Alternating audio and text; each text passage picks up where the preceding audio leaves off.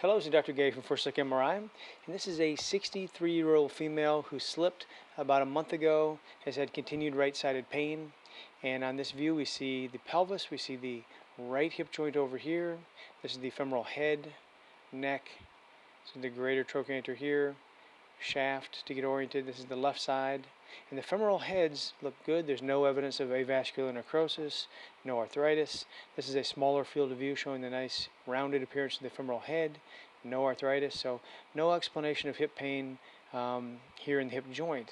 So as we look around, we do see that there is one other problem, a little bit harder to see, but right down here there's a bit of marrow edema in this little bone. This is part of the inferior pubic ring, the ischium.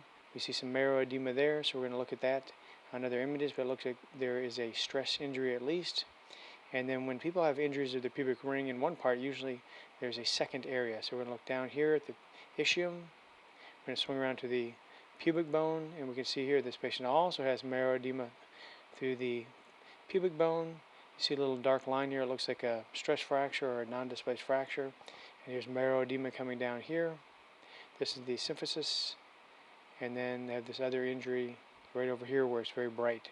Now in the T1 weighted images, marrow is bright, and these injuries are really hard to see. This is the injury of the ischium, but it's dark rather than bright, so it doesn't really jump out at you. This is the dark marrow signal over here, or low signal in the marrow. We see a little area of darkness here that may be a little non-displaced fracture line. So now we're going to look at these on an axial sequence. So now we're going to slice like this, down, down, down. We're going to see the right pubic bone here.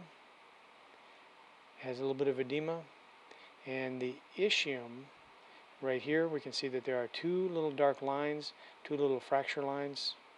Here's one, and here's one. So this is a non-displaced fracture of the ischium, and all this feathery brightness is injury of the deep muscles that attach here on this pubic ring down here.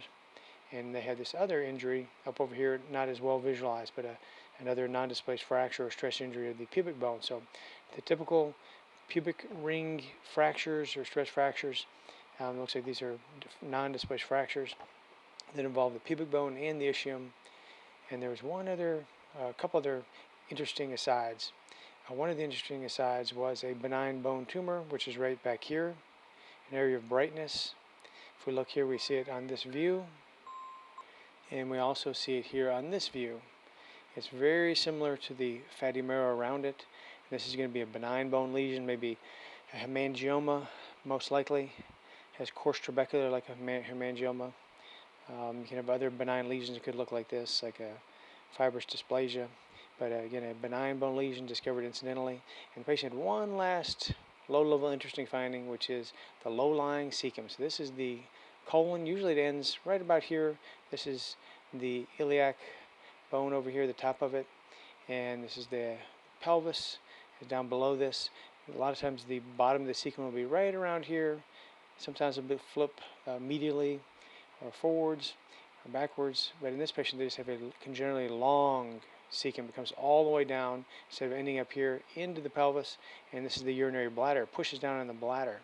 And posteriorly we see that it goes all the way down to the very bottom of the bladder. This is the urethra.